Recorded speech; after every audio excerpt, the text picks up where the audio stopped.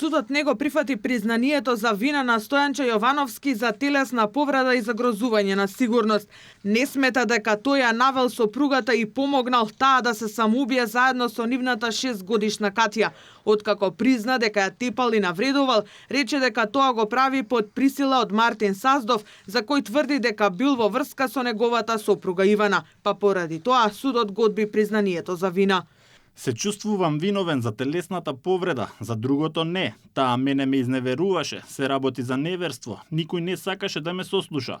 Мартини се закануваше цело време и рече оди фрли се под воз. Неговите зборови ги става во моја уста.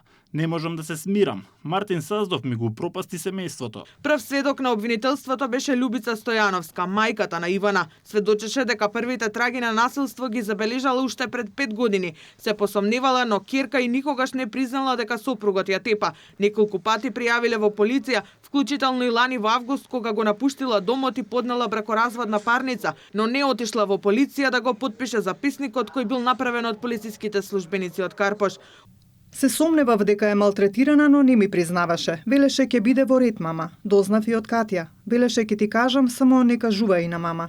Велеше мама ќе клекне доле, а тато ја шутираше и ја удираше. Од ударите Ивана годинава била хоспитализирана на клиника, а обвинетиот сопруг дошол со ќерката да ја посети, но посетата завршила со карање и буткање на Ивана по скали од страна на Јовановски, сведочеше нејзината мајка. Самата Катја кажа дека Стојанче ја турнал, а ги видел и еден болничар. Ја турнал по скали пред Катја. Болничарот се стрчал да ја прифати Ивана и веднаш ја снимиле дали има скршеница, а Катја ја прибрале сестрите. Катја им рекла на сестрите дека во претходниот ден Стојанче ја заклучил и отишол да вежба. Ја прашале дали сака да јаде, рекла дека досега јадела само тоа што ја го купила баба ѝ претходниот ден. Била гладна. За обвинителката манипулација за да се избегне кривична одговорност се тврдењата на Јовановски за некаква врска помеѓу Ивана и Мартин Саздов, кој ќе биде сослушан како сведок. Товарот на докажување е мој. Јас до крај сметам дека навистина имам голем број на докази кои што ќе бидат изведени во оваа постапка и со сигурност ќе докажам надвор од разумно сомневање дека Стојанче ги сторил кривичните дела точно на начинот како што е опишано во диспозитивот на обвинителниот.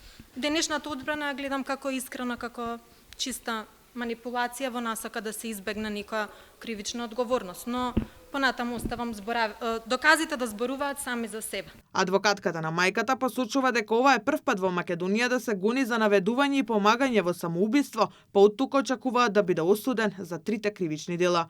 Во другите држави не е толку чудно да жртви на континуирано семејно насилство, кои што се самоубиле, сторителите, односно нивните интимни партнери или нивните сопрузи бидат гонати и осудени конкретно за овие кривични дела. Така што очекуваме во целост да биде прифатено обвинението како оштетени заради тоа што во поширока смисла во меѓународниот аспект самоубиство поради семејно насилство се смета за фемицид.